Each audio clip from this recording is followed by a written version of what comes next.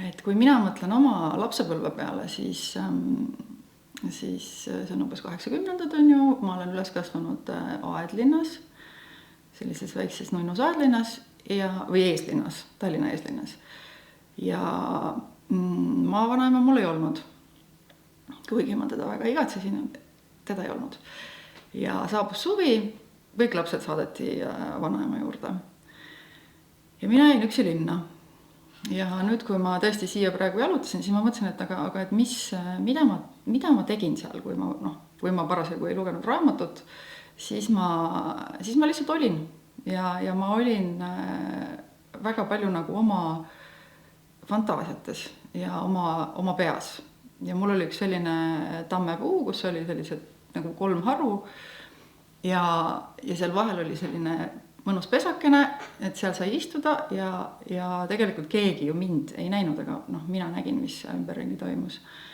Ja siis ma mõtlesin seal oma mõtteid või elasin nagu mingisugust elu, mida mul parasjagu ei olnud. Aga kujutasin ette, et minust, kui ma saan suureks, saab loomaarst. Ja selline loomaarst nagu doktor Tuulitli, kellel on oma loomad mul pidi kindlasti olema. Ja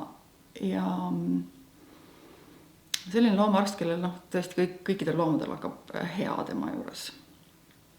Aga selgus tõde, et ma verd üldse ei kannata, ehk siis loomaarsti minust ei saanud.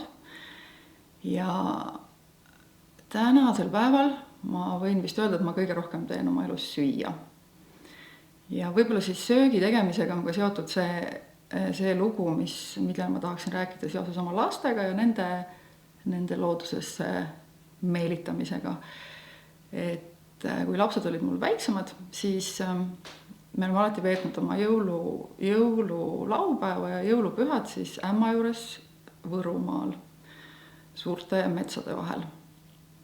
Ja kui see jõululaupäev siis sai läbi, siis tuli jõulu esimene püha ja kohe tahaks mina tahaks kohe hommikul, et lapsed läheks kohe õue. Aga toas on mõnus ja õue nad nii väga ei kippunud.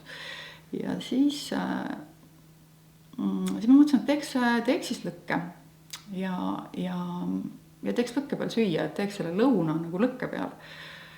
Ja nüüd ongi saanud selle asja nimeks, selle traditsiooni nimeks esimese jõulupüha supp. Ja et siis teed lõkke üles ja lõkke on, mulle endale tundub, et see on selline universaalne keel, millest peaaegu kõik inimesed, ma usun, et saavad aru, et see on midagi sellist, nagu sa sõidad jalgrattaga kruusatee peal ja lased käed lahti ja leiad mingi seenekese puraviku väikse mõnusa, on ju. Et me me saame sellest kõik aru, mulle tundub. Aga tagasi selle supi juurde, et see ei ole mitte ainult see supp, et võib-olla need on kõik need jutud, mis seal lõkke ääres räägitakse, võib-olla isegi ei räägita või songitakse seal lõkkes ja siis tuli mul ka selline mõte, et see külm ja kuum ja see lõkke ja see õues olemine, et seal on tõesti, seal on väga palju selliseid vaimse tervise elemente kaetud, et see on kergelt ikkagi füüsiline töö, et sa korjad need hagu ja lõhud puid ja keedad seda supikest ja siis kas suhtled või ei suhtle või lihtsalt oled ja see võtab päris palju aega seal lõkke ääres, mis on üldse, ma arvan, kõige mõnusam aeg perega koos veetmiseks, mulle tundub. Ja siis saab see supike valmis ja siis saavad kõik söönuks ka.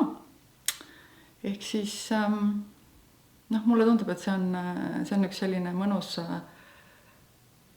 pidepunkt meie perekonnaelus praegu.